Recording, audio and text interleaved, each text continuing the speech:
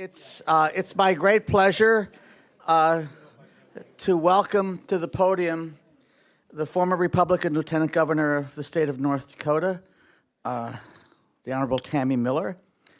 She has been a highly accomplished business executive, and I think holds the rare and maybe unique and maybe only characteristic of being a lieutenant governor who's also been chief executive officer of a 100% ESOP company, which is extremely interesting, unique, and cool.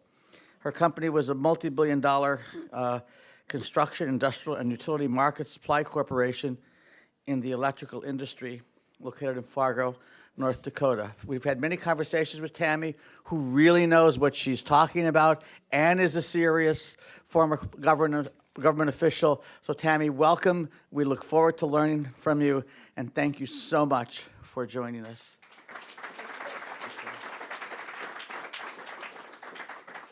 Well, good afternoon. It is a pleasure to be here with all of you talking about one subject that I am super passionate about, and that is employee ownership. And I do want to thank the Aspen Institute and Rutgers for hosting this event. North Dakota is a small state. Our overall population is under 800,000. Yet we are home to 63 ESOP companies and 30,684 individuals who participate in employee-owned companies. So that's a pretty good ratio. We are also home to two of the largest majority-owned, employee-owned companies, according to the NCEO Top 100 list, and that is Shields All Sports and Border States.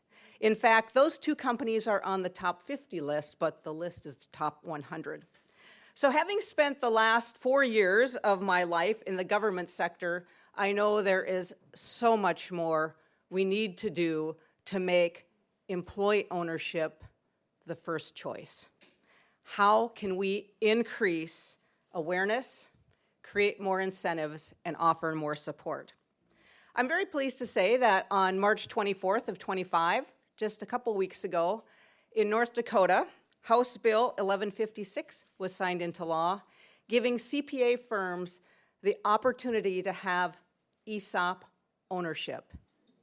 This is pretty exciting because, number one, I think CPAs as trusted advisors are well positioned to promote employee ownership with their clients, with their own firms, and with policymakers. And I am a little selfish there because I started my career in public accounting, and I still maintain a CPA license. I really believe CPAs are trusted advisors and can do more in this space. I was excited to see the Journal of Accountancy come out in April online. The cover story, ESOPs, not a fable.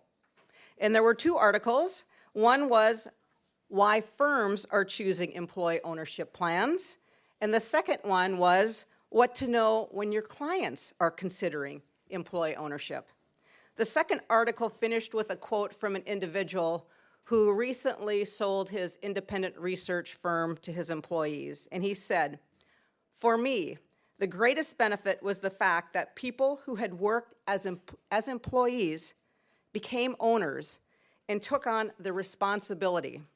I didn't expect it to be so different. The sense of ownership really affected everybody."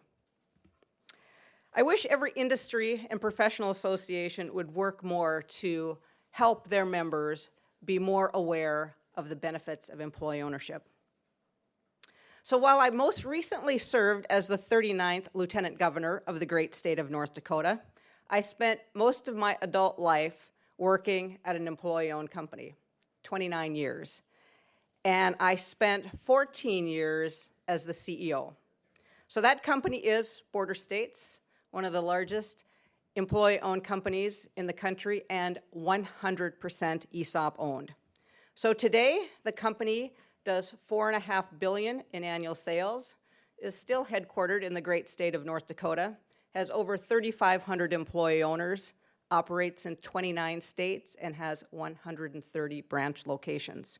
As you heard, Border States is a wholesaler of electrical supplies and equipment to utilities, so electric and gas utilities, to the construction market, residential and commercial, and to industrials who might be using the products for the original equipment they're manufacturing, to automate their plant, or just general repair and maintenance. So Border States has been an ESOP for over 40 years, but not 100% employee-owned. We didn't become 100% until the tax laws changed. We put together a white paper, convinced the board to convert to an S-Corp and become 100% ESOP-owned in 2000. In 2006, I became the CEO and held that position as CEO and board chair for 14 years. During that time, we grew from $485 million in annual sales to $2.5 billion in 14 years. Our stock value grew from $161 a share to over $1,800 a share. Employee ownership powered and continues to power the growth and success of Border States. And fundamental to the ownership culture, you've heard some of these things today, are transparency, education, empowerment, and accountability. This culture produces responsible behavior, which results in, as you heard earlier today, the trifecta. Employee owners amassing more personal wealth than they ever dreamed possible. Company financial performance that exceeds industry benchmarks. And employees understanding their duty to give back to the communities where they live and work. So let's dive just a little bit deeper into each of those three items in the trifecta. Starting with employee owner wealth creation. At Border States, we really use the ESOP to drive culture, performance, and employee owner wealth. Every employee owner was expected to own it, to make decisions, find solutions at the lowest possible level in the organization, to take care of customers, their fellow employee owners, and their communities. And employees were empowered with information and education, coupled with clear levels of authority. Border States is extremely transparent, sharing all information except information covered by an NDA or confidentiality agreement and individual compensation. Additionally, the strategic plan is communicated to every single employee owner, and every employee owner can see how their role supports the strategy of the company. We do that by cascading goals in their annual reviews and goal-setting process, goals that are linked to the strategic plan. And we have often and frequent communication. The company had a very and continues to have a very defined communication strategy to support the strategic plan. Every month, the leaders of the company make a video. Those videos are shared with the employee owners at their monthly owner meetings at their individual branch. They see a video about the company performance, they get a PowerPoint package with their business unit performance, they get information about the strategic plan and other strategic objectives, and they get financial education. You heard about financial literacy being so important.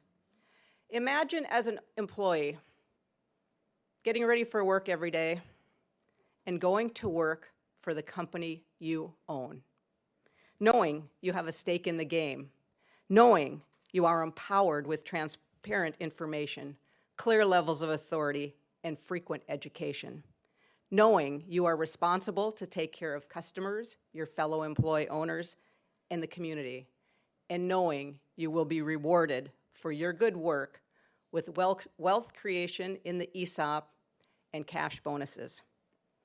This is the American dream, and this is what it's like working at Border States every day. And this is what it's like working at many of the other employee-owned companies across the United States. This ownership model is a powerful motivator that drives performance, engagement, retention, and recruitment. During my 14 years as CEO, we created 257 millionaires. And these were not all managers. These were truck drivers, warehouse associates, inside salespeople. We had one employee owner who worked in the warehouse and at the city desk, so at the counter. Certainly wasn't making six figures. He retired with lots of retirement income security. He had over $2 million in his ESOP account.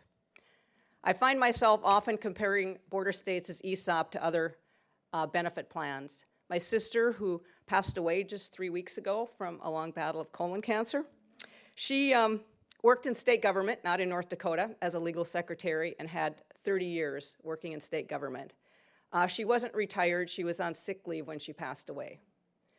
Her two sons, she doesn't have minor children and she doesn't have a surviving spouse. So her two sons will only inherit what she contributed to the pension over those 30 years, plus interest, about $100,000. So I calculated if she would have worked at border states those 30 years, I know exactly what the ESOP contributions were. Over 30 years, they averaged 13% of eligible compensation. Stock value grew on average 17%. If she would have passed away having 30 years with border states, her sons would have inherited $3.4 million.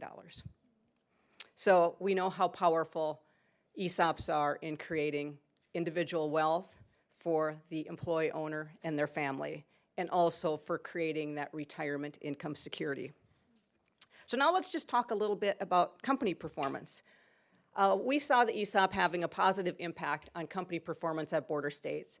And the data shows, we heard some of it today, that ESOP companies outperform their industry peers when it comes to growth, profitability, and just performance of the employees. Employee ownership really did drive the growth at border states. When we looked at sales, we often had rank and file employee owners in sales meetings with potential customers or existing customers where we were trying to grow the business. And our customers would say, you know, after a tour with our employee owners, we don't know what it is, but we can feel it. We can see it. It's something different, and we really like it. We wish we could take this secret sauce and bottle it up and take it back to our own facilities. And as we heard today, we know what it is. It's pride in ownership that drives that responsible behavior. The ESOP was also really helpful when we were looking at M&A. Half of our growth has been M&A. Talk about that silver tsunami. A lot of baby boomers who are getting ready to retire looked at the border states model and said, that's a lot like us. They take care of employees. They give back to the community. And we were very successful in acquiring a lot of companies because of the ESOP. We know it's a great succession plan. And employee ownership also drove productivity and profitability, driving our stock value that would consistently outperform market benchmarks. And then we've heard, too, about community impact. Employee owners really understand their duty to give back. At border states, employee owners receive 16 hours of paid time off every year to volunteer at the charities of their choice, and border states also has a foundation to fund a lot of good projects in the communities where they live and work. And I'm very proud to say, too, border states and their employee owners have built many houses for Habitat for Humanity. So we often hear these high-level statistics about how great ESOPs are. I hope a few of the stories that I shared made some of these statistics real. Employee ownership is an amazing and powerful ownership model. It can be an ideal succession plan for this coming silver tsunami. And we know that American-owned is a great option. And American-owned in an ESOP for creating wealth for all employee owners. It drives performance and outpaces market benchmarks and is good for local communities. I challenge everyone here to do more. Do all that you can to increase the awareness. Share your stories, create more incentives, and provide support so more employees can live the American dream, to work for the company they own, and to share in the wealth that they created. Thank you.